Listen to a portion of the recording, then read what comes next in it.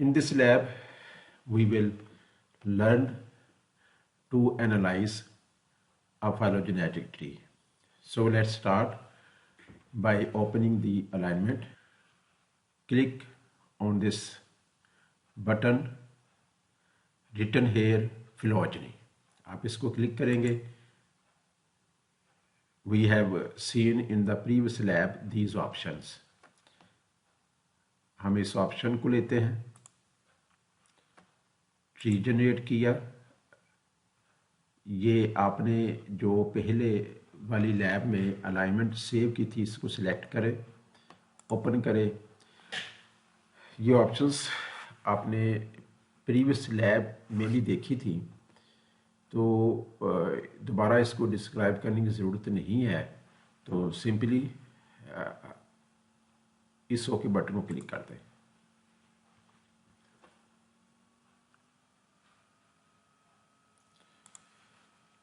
जी, ये एक tree generate हो गया. ओके, बिफोर डिस्क्राइबिंग और explaining this tree, I want to tell you another thing, important thing. Discard कर दें फिलहाल. ये अलाइनमेंट है जो आपने प्रीवियस लैब में सेव की थी as a MEGA format. MEGA format में इसने आप इस अलाइनमेंट को आपने सेव किया था. ये अलाइनमेंट है जिसको आपने प्रीवियस लैब में मेगा फॉर्मेट में सेव किए थे. इसको ओपन करें ज़रा. अच्छा, इस अलाइनमेंट को आप देखें तो यहाँ पे सबसे ऊपर नेम लिखा हुआ है. मीन ये जो सीक्वेंसेस नेम है, इनका एक लेबल है, इसको भी चेक किया हुआ है. यूजुअली लिटरेचर में ये बताया जाता है कि इसको अनसेलेक्ट होना चाहिए, अदरवाइज मेगा एरर दे देता है. लेकिन आप देखें हमारे केस में MEGA is not producing error. मैंने इसको ओके किया. यस, ये हमसे MEGA is asking would you like to use currently active data, यानी जो हमने अलाइनमेंट ओपन की हुई है इस सेशन में, आप उसको यूज़ करना चाहते हैं. यस, हम इसी को यूज़ करना चाहते हैं. ओके कर दें. तो ये एक आपको वो ट्री जनरेट करके दिखा रहा है.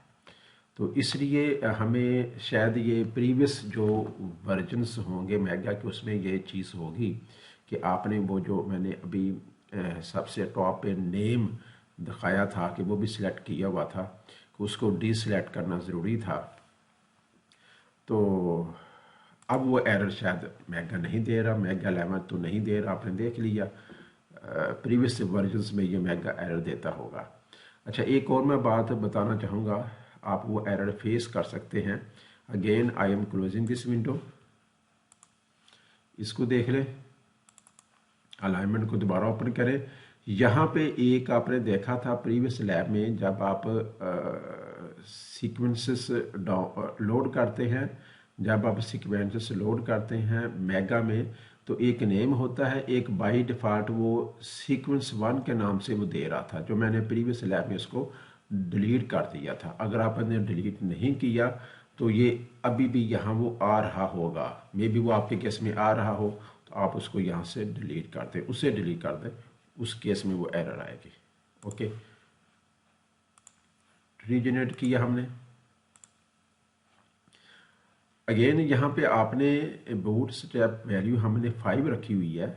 यहाँ पे हमने बूट स्टेप वैल्यू 5 रखी हुई है. इससे ये बड़ी तेज़ी से ये ट्री जनरेट कर रहा है. अगर आप इसको 1000 करेंगे, 500 करेंगे, तो फिर थोड़ा सा टाइम लेगा. हो सकता है ये जो टाइम है डिपेंड करता है नंबर ऑफ सीक्वेंसेस पे. हमारे केस में देयर आर ओनली 15 सीक्वेंसेस, तो आपके केस में ये 100 हो सकते हैं, 1000 हो सकते हैं. फिर वो यानी डेटा साइज़ और ये जो बूट स्ट्रैप रेप्लिकेशंस, ये जो बूट स्ट्रैप रेप्लिकेशंस की जो वैल्यू है, इस पे भी ये डिपेंड करता है. तो हमारे केस में हमने सिर्फ 5 दिया है, so that we can generate tree as soon as possible. Okay का बटन प्रेस कर दें. Now we analyse this tree. ये आप देख रहे हैं, there are 2 tabs in tree explorer window. This is called tree explorer window. ये जो मेन विंडो है, ये जो है जहाँ पे सॉफ्टवेयर का नाम लिखा हुआ है मोलेकुलर एवोल्यूशनरी जेनेटिक्स एनालिसिस। ये मेन विंडो है। हमने इसमें जो डेटा ओपन किया है वो हमें इन फॉर्म ऑफ आप आइकॉन्स कह सकते हैं वो नज़र आ रहा है।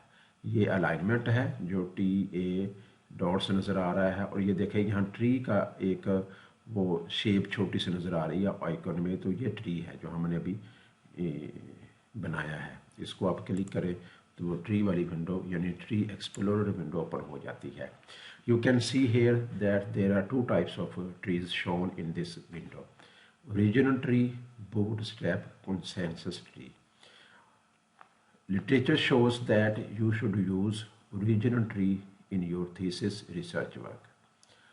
Bootstrap consensus tree क्या होता है? जैसे कि हमने bootstrap की वैल्यू दी थी, मैंने बताया था प्रीवियस लैब में कि bootstrap मीन कि अगर आपने 5 दी है तो वो 5 टाइम्स आपके सीक्वेंसेस को कंपेयर करेगा। In simple words, you can say that 5 times tree generate करेगा।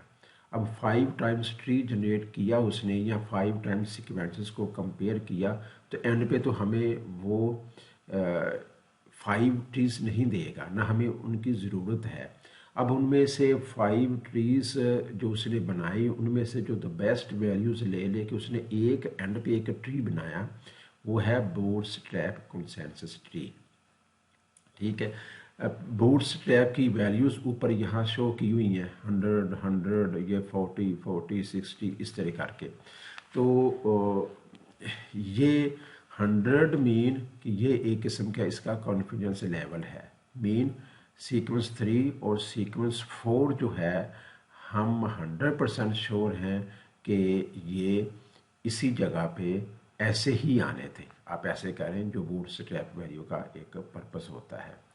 ठीक है, और ये जो चीज़ है जहाँ पे मैं इस वक्त माउस अपना रोटेट कर रहा हूँ सीक्वेंस 3 और सीक्वेंस 4 के अराउंड, सीक 3 सीक 4 के अराउंड, तो ये एक क्लेड बनता है। इसको टेक्निकली या फाइलोजेनेटिक ट्री के डोमेन में एक क्लेड कहते हैं। ये मेन जो सिमिलर सीक्वेंसेस होते हैं, ऐसा कह लें जो जितना ज़्यादा क्लोज होते हैं वो उस क्लेड में आ जाते हैं। ये एक क्लेड है।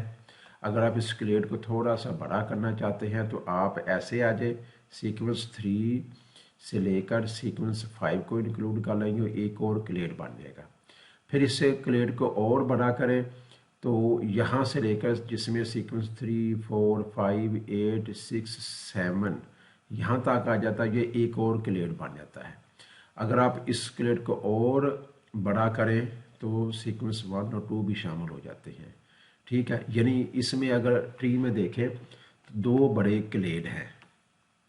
एक सीक्वेंस 2 से लेकर सीक्वेंस 3 यानी टॉप पे सीक्वेंस 3 आ रहा है, बॉटम पे सीक्वेंस 2 आ रहा है, और दूसरा जो क्लेड है सीक्वेंस 15 से शुरू होकर 13 पे एंड हो रहा है। ये 2 बड़े क्लेड हैं। क्लेड मीन आप क्लस्टर भी कह सकते हैं कि एक तरह के या सिमिलर सीक्वेंसेस एक ग्रुपिंग वो कर देता है हमें शो करने के लिए कि ये इस तरह की एवोल्यूशन हुई हुई है। तो ओरिजिनल ट्री को देखें, आपको ये हो सकता है मेरे केस में जो मैंने प्रीवियस सेटिंग की है उसके हिसाब से वो दिखा रहा है। तो ये आप देखें, ये जो 0.08 है ये ब्रांच लेंथ है, 0.03 ब्रांच लेंथ है। अगर मैं इसको यहाँ पे ये ऑप्शन देखें चेक की हुई है, अगर मैं इसको अनचेक करता हूँ ये डिसअपीयर हो गई है। आप देख रहे हैं कि मैंने इसको दोबारा सिलेक्ट किया, चेक किया, वो ब्रांच लेंस नज़र आ रही हैं। अच्छा, इसमें सबसे ऊपर देखें टैक्सोन नेम्स हैं। इसको अगर आप डी सिलेक्ट करते हैं तो वो उनके नेम्स डिसअपीयर हो जाएंगे। ये आप देख रहे हैं, दोबारा ऑब्जर्व करें, दोबारा देखें क्या डिफरेंस आ रहा है। ओके, ये अब आपको क्लियर हो गया कि टैक्सोन नेम्स क्या होते हैं। जो एंड पे ब्रांचेस के जो लीफ नोड्स के नेम होते हैं उन्हें टैक्सोन नेम्स कह रहे हैं। हम कहते हैं। टैक्सोन नेम्स, लीफ नोड्स के नेम को टैक्सोन नेम्स कहते हैं। अच्छा, यहाँ पे ये ऑप्शन इसको ये एक्सपेंड भी कर सकते हैं। मीन यहाँ पे आपके पास क्या ऑप्शंस हैं, आप इनका फ़ॉन्ट साइज़ बड़ा कर सकते हैं। अच्छा, ये कुछ चीज़ें हैं जो कि इस वक्त इस लैब में हमारे लिए ये अननेसेसरी हैं, लेकिन अगर आप यहाँ पे इसको फ़ॉन्ट से साइज़, इस फ़ॉन्ट साइज़ को थोड़ा सा चेंज करके देखें तो आपको नज़र आएगा कि वो चेंज हो रहा है। ठीक है, हम डिफ़ॉल्ट पे चले जाते हैं, 9 था। ओके, उसके बाद देखें लेआउट। लेआउट में toggle scaling of the tree की वजह से ये आपको नज़र ऐसा आ रहा है। अगर आप इसको दोबारा क्लिक करते हैं, ये देखें अब खुल गया, ओपन हो गया। तो ये क्या करता है, toggle scaling of the tree option का क्या मतलब है, इसको मैं आपको समझाने के लिए एक सबसे नीचे एक ऑप्शन दी हुई है कम डिस्प्ले कैप्शन की। यहाँ पे इसको आप क्लिक करें ना तो ये ट्री की एक डिस्क्रिप्शन आपके लिए दे देता है। आप इसको एज इट इज़ अपने थीसिस में, रिसर्च आर्टिकल में यूज़ कर सकते हैं। इसको थोड़ा सा आप अपडेट करके अपने हिसाब से यूज़ कर सकते हैं, लेकिन it is very helpful thing, it is very helpful thing. आप इसको देखें ज़रा क्या चेंज आती है आपकी विंडो पे। ये देखें, ये आपके पास सारा उसने इस ट्री को डिस्क्राइब कर दिया है। ठीक है जी। अब इसको यहाँ पे आपने डिफरेंस थोड़ा सा आपने केयरफुली देखें, आपने डिफरेंस ऑब्जर्व करना है। What actually happens when you click this option. ये वाली जो थी मैं आपको दिखा रहा था, toggle scaling of the tree, यहाँ पे वो इसके ना अंदर भी टेक्स्ट में कुछ चेंज कर देता है। ये देखें अब क्या चेंज आया, द ट्री, एक्चुअली ये एक टेक्स्ट चेंज हो रहा है। The tree is drawn to scale with branch lengths measured in the number of substitutions per site, यानी ब्रांच लेंथ के हिसाब से वो ट्री को दोबारा ड्रा कर रहा है। अगर आप इसको दोबारा क्लिक करें इस ऑप्शन को, अब देखें वो डिसअपीयर हो जाएगा। अब उसने चेंज कर दिया। तो ये मैंने आपको toggle scaling of the tree समझाने के लिए इसको किया है। अब आप जब लैब खुद करेंगे तो आप इसको थोड़ा सा मज़ीद देखें, इंटरप्रेट करें, नेट से आप सर्च कर सकते हैं मज़ीद। अगर आपको किसी चीज़ की समझ नहीं आ रही, आप हमें MDB पे इसका एक कोई क्वेश्चन, कोई क्वेरी आपके जहन में आ रही है तो वो पूछ सकते हैं। तो उसके बाद इस ट्री स्टाइल को देखें, यहाँ पे इस वक्त जो ट्री जिस स्टाइल में ड्रॉ है वो आपको नज़र आ रहा है। अगर आप इसको क्लिक करें, ये हो गया। ओके, दोबारा जाएं, कर्व्ड में जाएं तो ये आ गया। Then you can also draw your tree in form of a circle. This is shown. Okay, अब आप इसको drag to resize the tree, आप इसको ट्री को रीसाइज कर सकते हैं। ऑटो पे करना है, इसको क्लिक कर दें। ट्री की विड्थ यहाँ से बढ़ रही है। Okay, I show you these things by reverting the style of the tree, उसमें आपको ये ज़्यादा अच्छी तरह क्लियर हो जाएगा। ओके, अब देखिए ट्री विड्थ, ठीक है, और ट्री हाइट देखें। ये ऑल दीज थिंग्स और all these changes depend upon your work, कि आप किस तरह की का स्टाइल चाह रहे हैं, स्केलिंग किस तरह की चाह रहे हैं, साइज आपको कितना का चाहिए, फ़ॉन्ट कितना चाहिए। ओके, अब नेक्स्ट आप ब्रांच लेंथ हमने देख लिया। ब्रांच लेंथ यहाँ पे आपको, जैसे मैंने वो स्केलिंग ठीक करके आपको दिखाया, यहाँ पे ब्रांच लेंथ ज़्यादा क्लियर नज़र आ रही है, 0.03, 0.00, यानी यहाँ पे वो ना आपको शो करने के लिए वो दिखा रहा है। अगर आप दोबारा जाए ना उस पर लेआउट पे टॉगल करें स्केलिंग ऑफ द ट्री, अब उसने वो ब्रांच लेंथ जो 0 0 आई थी एक्चुअली उसने वो ख़त्म कर दी, कोई है ही नहीं वहाँ पे लेंथ उसकी, तो वो इसलिए उसने उसको 0 कर दिया। जो ब्रांच लेंथ है अगर 0 से ज़्यादा है अब से वो दिखा रहा है। अगर आप इसको दोबारा क्लिक करें, अब वो ट्री को आपको दिखाने के लिए शो कर रहा है, लेकिन वो उन ब्रांचेस के साथ वो 0 लिख रहा है कि इसकी लेंथ 0 है। अगर ये देखें ये 0 लेंथ है इस ब्रांच की, और ऊपर जो ब्रांच है उसकी जो ऊपर वाली ब्रांच है सीक्वेंस 012 की उसकी लेंथ है 0.03। अगर आप इसको टोटल लें तो ये एक किस्म का एवोल्यूशनरी डिस्टेंस बनता है जो हम फाइलोजेनेटिक ट्री में कहते हैं। यहाँ पे जो ये चीज़ जहाँ पे इस वक्त मेरा माउस है इसको हम इंटरनल नोड कहते हैं, ये वाले लीफ नोड्स होते हैं, और आप ऐसा कह सकते हैं कि ये जो है ये रूट नोड है। ठीक है, तमाम नोड से बाहर वाला जो नोड होता है वो रूट नोड कहलाता है। ओके जी, अब नेक्स्ट ऑप्शन आप देखें, इसको करके देखें क्या चीज़ हुई कि ब्रांच लेंथ्स आपके पास नज़र आ रही हैं आपको, लेकर वो जो ऊपर 180 नज़र आ रही थी ये डिसअपीयर हो गई, यानी ये टॉगल हो रही हैं। अगर आपको चाहिए आपके काम में आप रखें, नहीं चाहिए तो आप इसको डिसअपीयर कर सकते हैं by D selecting this option. ये डिस्टेंस स्केल है। ठीक है, आपको अगर मैं इस पर दोबारा करूँ डिस्प्ले सेक्शन को करूँ, ओके, यहाँ पे कोई स्केल शुरू में ट्री में आ रहा था, अब मेरा ख्याल कोई हमने कोई ऑप्शन सेलेक्ट किया वो डिसअपीयर हो गया है। ओके, मैं इसको दोबारा दिखाता हूँ आपको कि वो क्या चीज़ है ये वाली डिस्टेंस स्केल की। एक्चुअली स्केल का डिस्टेंस या डिस्टेंस स्केल वो आपको एक छोटा सा ना एक लाइन ड्रा करके देता है कि ये जो आपके स्केल्स ड्रा किए गए हैं इनका मकसद क्या है।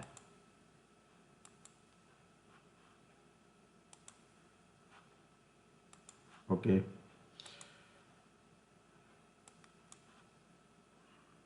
नेक्स्ट ऑप्शन है कोलैप्स या एक्सपैंड लिनेजेस या ब्रांच लेंथ्स। आप इसको करके देख सकते हैं। कोलैप्स नोड्स को क्लिक करें,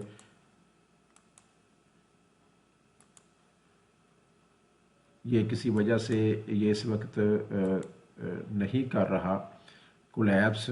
आई थिंक कोई और ऑप्शन हमने सेलेक्ट की हुई है, उसको देख लेते हैं, दोबारा देख लेते हैं क्या वजह है ये नहीं कर रहा। अगर आप कंप्यूट पे आते हैं तो compute condense tree cut off value 0 है। कंडेंस ट्रीज क्या होते हैं, अगर मैं आपको इसकी ये देखें, ये मैंने मेगा सॉफ्टवेयर से इसकी डेफिनेशन देखी है। मैंने एग्जैक्ट ये इसलिए यहाँ पे मैंने ओपन किया ताकि आप लोग देख सके कि मेगा इसको कैसे डिस्क्राइब करता है।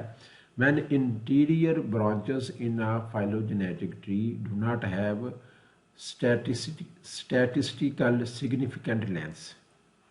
When interior branches in a phylogenetic tree do not have statistically significant lengths, यानी इंटीरियर ब्रांचेस क्या हैं, ये वाली जो है ये, जैसे मैंने अभी ऊपर आपको हमने किया था ना, ये वाली जो ऑप्शन हमने की थी लेआउट करते वक्त, ये सॉरी एक्चुअली वो मेरा ख्याल हमने बोर्ड से टैप कंसेंसस ट्री सेलेक्ट किया हुआ था, इसलिए कोई हमें चेंज नज़र नहीं आ रही थी। अब ये देखें ये हो रहा है ना, उसने वो ये कह रहा है कि इंटीरियर जो ब्रांचेस हैं उनकी लेंथ 0 0 थी। अब देखिए मैंने दोबारा किया, दिखा रहा है ना ये वाली 0 0, इनकी वो बात कह रहा है यहाँ पे।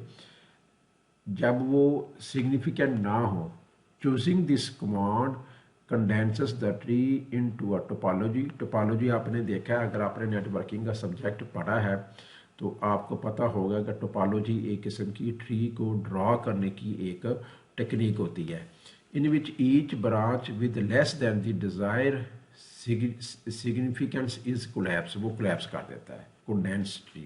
तो यहाँ पे अगर हम इसकी कोई वैल्यू दे दें कंडेंस ट्री की, वो उस हिसाब से बाकी वो रखेगा, बाकी को वो कोलैप्स कर देगा। ओके, अगर हम इसको करके देखें तो ये कट ऑफ वैल्यू 50 लगाई है, इसको देखें वो उसने कोलैप्स कर दी है।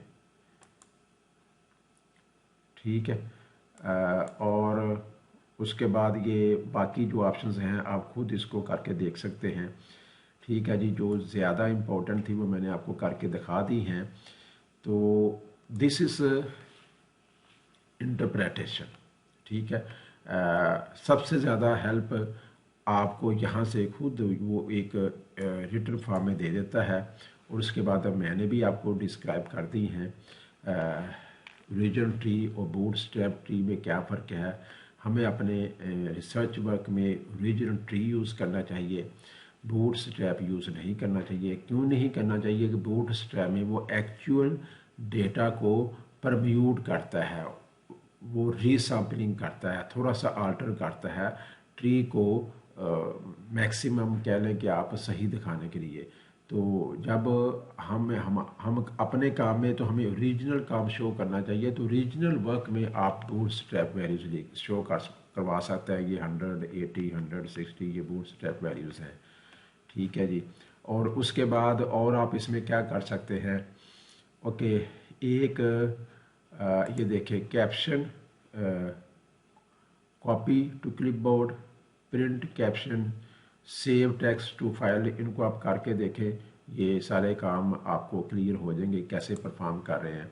उसके बाद है आपने इस ट्री को लेना है यहाँ से मेगा से, आप अपने वर्ड फाइल में लेके जाना चाहते हैं तो यहाँ पे आप कर सकते हैं save as BMP, PDF, PNG आप करेंगे। जब आपसे वो फाइल का नेम पूछ रहा है, ठीक है, ट्री मेगा फॉर्मेट पूछ रहा है, इसको आप यहाँ से इसको लोकेशन सेलेक्ट करें, फाइल नेम दें, कहाँ सेव करना है तो वो सेव कर देगा। तो इस तरह आप इस ट्री को अपने ले सकते हैं, अपने रिसर्च वर्क में यूज़ कर सकते हैं।